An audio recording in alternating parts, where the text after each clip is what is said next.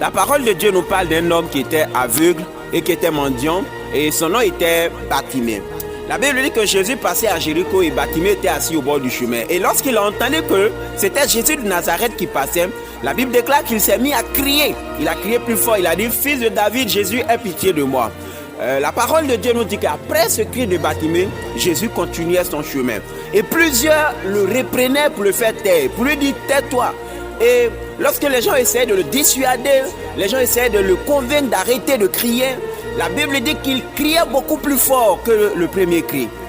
Et lorsque Bartimée a crié plus fort, la parole de Dieu dit « Jésus s'arrêta ».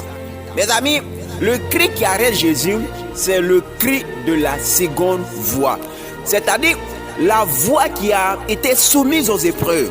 Quand tu es un enfant de Dieu, quand tu vas te lever dans la prière, il y a des personnes qui vont essayer de te dissuader, de t'arrêter. Vous savez, dans la vie chrétienne, il y a toujours des gens qui vont essayer de t'empêcher de faire la volonté de Dieu. Il y a toujours des gens qui vont essayer de te décourager, qui vont essayer de te dissuader, de te persuader que tu es sur le mauvais chemin. Et ces personnes-là, ça peut être tes amis, ça peut être même ta famille, ça peut être un mari, ça peut être une femme. Des gens qui vont s'opposer à l'œuvre de Dieu que tu seras en train de faire. Mais fais comme Bartimée. Quand les gens vont essayer de t'arrêter, quand les gens vont essayer de te freiner, ne laisse pas les gens te décourager. Parce qu'aujourd'hui, c'est ce que beaucoup d'enfants de Dieu font. Il suffit qu'ils soient en train de servir Dieu et qu'ils se lèvent des épreuves, des oppositions, des attaques. Tu vas voir les enfants de Dieu qui sont découragés, les enfants de Dieu qui arrêtent ce qu'ils étaient en train de faire. Or, ce que le Seigneur attend de voir avant d'agir dans ta situation, c'est lorsqu'il voit ta détermination. Mes amis, il est important de souligner ce mot, la détermination dans la foi.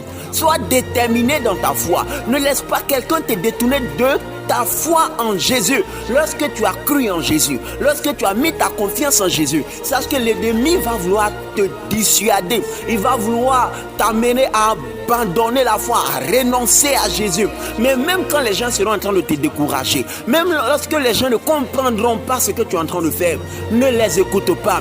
Fais comme Bartimée, crie beaucoup plus fort. Alors mes amis, la Bible déclare que Jésus s'arrêta. Mais bien aimé, Jésus attend de voir un cri qui vient de tout ton cœur. Le Seigneur n'aime pas les gens qui abandonnent. La Bible dit, mais pour les lâches, leur passera dans le temps ardent de feu. Ça veut dire les gens qui abandonnent, les gens qui ne vont pas jusqu'au bout, les gens qui ne persévèrent pas, les gens qu'on arrive à arrêter. C'est ceux-là que la Bible appelle lâches, enfants de Dieu. Est-ce que tu es un lâche ou bien est-ce que tu es une personne persévérante, quelqu'un qui n'abandonne pas?